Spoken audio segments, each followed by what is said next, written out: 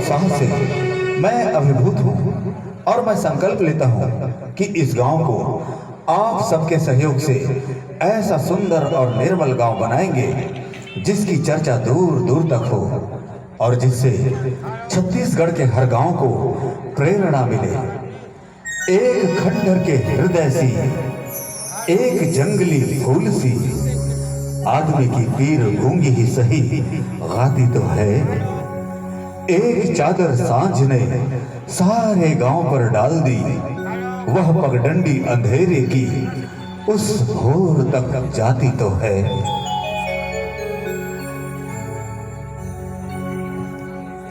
यह एक सुखद स्वप्न और संकल्प की शुरुआत है।